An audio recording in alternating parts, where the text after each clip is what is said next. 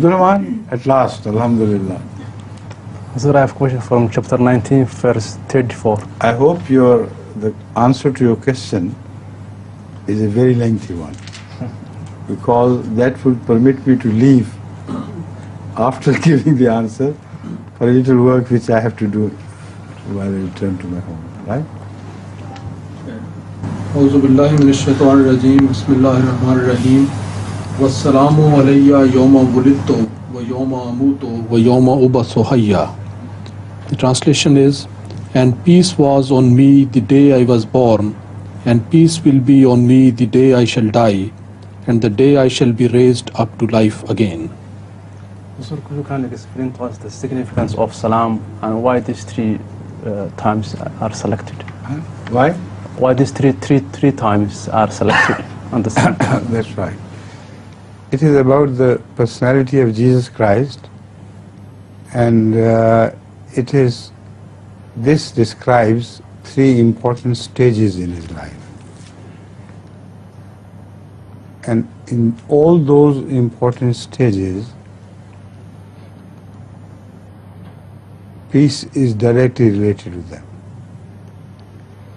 So any understanding of what happened to Jesus during crucifixion or after that, which is contrary to this statement of the Quran, has to be rejected. Has to be rejected outright. So although the similar statement is made about Yahya, son of Zachariah, as well, but that is in third person. Here is the statement of Jesus Christ in first person. I have spoken on this subject before and described why Yahya is also included in this statement. So I will leave that out for a while. Let's turn to this statement of Jesus Christ. Salamun alayya yawma wulidtu. That's first, the beginning. Now people say strange things about his birth. That this birth was, for instance, the Muslims also believe that this birth was unnatural birth. And some say that this birth took place because of an earlier husband and wife relationship between Mary and Yusuf. Salam could not be said with relation to that because they were not married. So the first part of this statement repels many wrong visions of Mary's birth, of Jesus' birth, which you found mentioned in Christian literature and also in Muslim literature. So it's a beautiful verse which protects all stages of Jesus' life with salam. The word salam indicates that this birth has to be in perfect order and it should be under divine guidance, so that the word salam could be applicable to this. Understand the point? Now, we believe that Jesus' birth took place exactly as the Quran has stated, with no stigma of any immorality about it. He was born, he was first of all conceived with the will of God, and that does not require any human contact prior to this. When Allah said be, it was done. The explanation how could it be possible scientifically has been advanced by me repeatedly, so I do not want to go into it. But this was a miracle. Miracle of not something which was unnatural. A miracle which was related to a natural phenomenon which was not known to man at that time. You understand?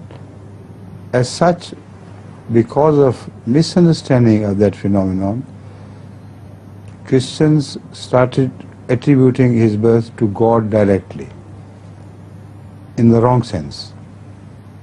Not as the creative power of God, but as God who acquired the role of a husband, a material husband, as we know, and was responsible for the birth of that child, or responsible for conception of that embryo, which was later developed in the form of Jesus Christ. But then the word salam could not be applicable to that, because it is all irregular, and the Quran refers to it as sahiba. وَلَمْ تَكُنْ لَهُ صَاحِبَةٌ. وَلَمْ تَكُنْ لَهُ صَاحِبَةٌ. When God has no wife, this could not have happened. If it could have happened, despite the fact that Mary was not the wife of God, then the birth was illicit. So protects this as well. Whatever you conceive of about what happened, from the Christian viewpoint or from the Muslim viewpoint, the word salam will be a guarantee against your misconception. That's the first thing, salam. Salamun alayya yawma wulidtu wa yawma amutu. This indicates that Jesus Christ did not die upon cross, because that was not the death of salamti. That was a death as understood by Christians and Jewish people. That was a cursed death. How can you apply the word salam to that? So it was a prophecy made by Jesus under divine guidance that I will not die on cross. This exactly the Ahmediyya viewpoint. This prophecy does not altogether obviate the hanging by cross of Jesus Christ at all, because he did not die that, and this prophecy does not say that during my lifetime I will not suffer. Where does it mention this? Not at all. But it only says that when I die, it will not be a cursed death. So if he had died upon cross, it should have been a cursed death. And this is what is rejected by the Quran elsewhere, وَمَا صَلَبُوهُ وَمَا قَتَلُوهُ يَقِينًا, indicating that his murder was not a direct result of his hanging upon cross. So the last conclusion drawn by the Quran is وَمَا قَتَلُوهُ يَقِينًا. Understand? So this salamun alayya is fantastic, It covers all stages of Jesus. This is all important stages of Jesus, and protects them from allegations of all sorts.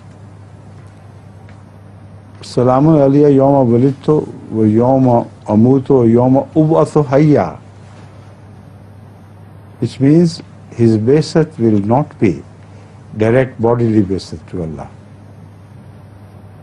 After this, he'll be raised like ordinary dead, like all prophets of Allah were raised. So, Salamun alayya, peace be upon me, when I am raised like all other prophets are raised. This is the message. Yawma ub'athu hayya. All human beings, in fact, not only the prophets, all human beings fall under the influence of this verse. They're all raised into hayy, which means prior to raising he would be dead. This is exactly what we believe. So look at it from any vantage point. You will have to agree that Ahmediyya concept and understanding of what happened to Jesus right from the time of his birth his crucifixion, his final death, his raising from the dead is exactly according to the Quran and according to this verse of the Quran. Got it? No, I think it will take you about that much translate, huh? Can I leave now? You may. Thank you. Assalamu alaikum. Wa alaikum assalam.